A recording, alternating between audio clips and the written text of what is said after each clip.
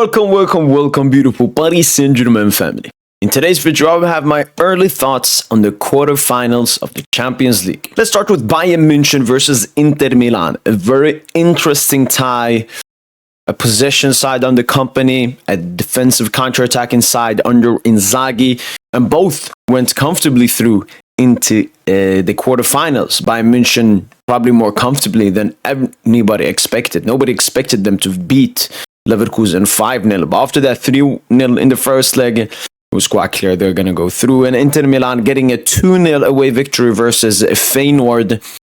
It was very expected for them to go through. And this will be a very interesting quarterfinal tie between the two teams here. I know, and a lot of these quarterfinals, or at least this one, is the most 50-50. It's extremely difficult picking one of the two teams. Inter Milan, obviously, they want to reach the Champions League final for the first time since they reached it against City 2 seasons ago. Bayern München, obviously, the Champions League final is going to be played at the Allianz Arena, and they want to be there. They want to be there. Any team would want to play that Champions League final at their home stadium and not see any other team be there and win it. I don't really know. This is so tight.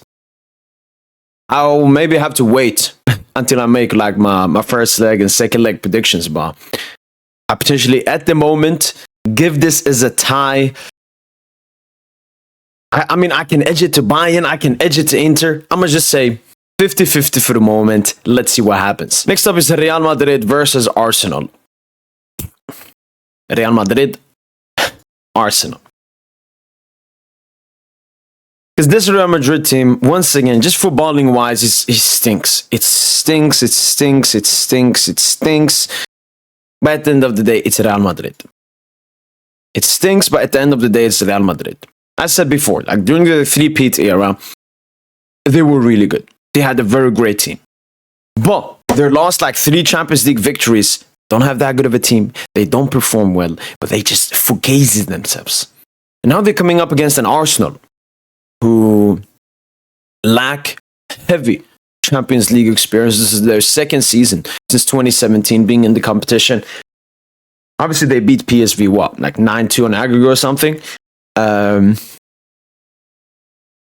But we've seen how bad they've been in the Prem as well. And they haven't really been good in big Champions League games this season. Apart from that 2-0 victory against Paris Saint-Germain, they haven't been that good, even though finishing top 8. I gotta give this to Real Madrid. It would be a bit surprising. Maybe out of all the teams we're expecting, like you could have seen Atletico knock out Madrid. Probably don't see Arsenal knock them out. Maybe that's the reason they will knock them out. I think Arsenal also will, focus it on this game. They are pretty much confirmed to finish second in the Premier League. So they will put everything into this game. Whilst Real Madrid, they're still in the Copa del Rey. They're still competing for the La Liga title.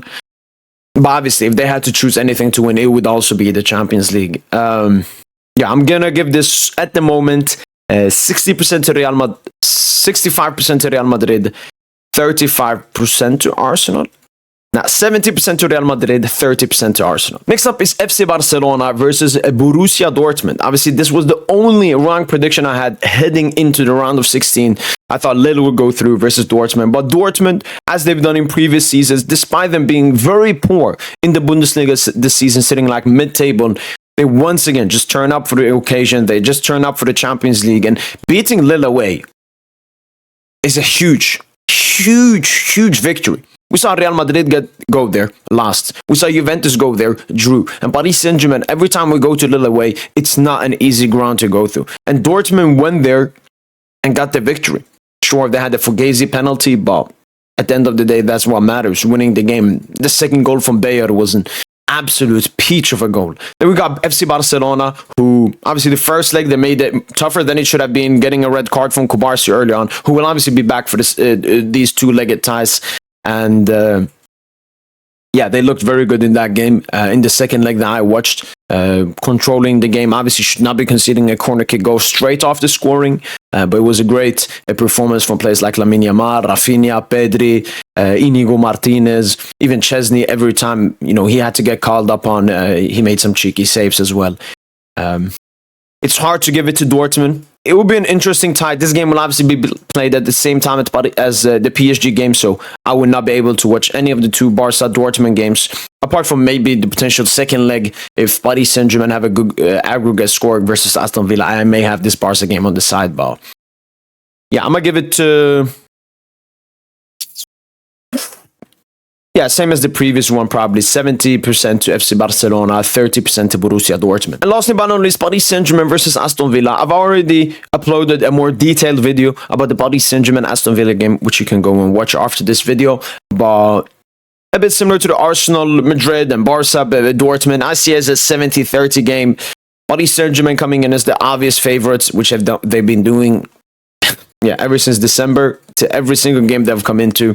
After that Liverpool game, I mean, the confidence this Paris Saint-Germain side will have is absolutely insane. First leg being at the back, can kill them off in the first leg, and then go and have a cheeky performance at Villa Park. Aston Villa, I mean, they can still, compete for the Premier League top 4 spot, but yeah, they're obviously very focused on this Champions League campaign. This is a historical season for Aston Villa. This is the first time they've been in the Champions League since like the 90s, and they're already into the quarterfinals, which is a huge achievement for a club like Aston Villa. But yeah, I don't think there's that much more to say. I'm going to say 70% to Paris Saint-Germain, 30% to Aston Villa. So to finish off these predictions, Bayern, Inter, I said I cannot give an edge to any of the two teams. I can give an edge to both teams. Madrid to go through versus Arsenal, Barca to go through versus Dortmund, and Paris Saint-Germain to go through versus Aston Villa. Let me know in the comments down below, what's your prediction for the upcoming Champions League quarterfinal ties? That's been it from boy PSGINT, and as usual, allez, Paris.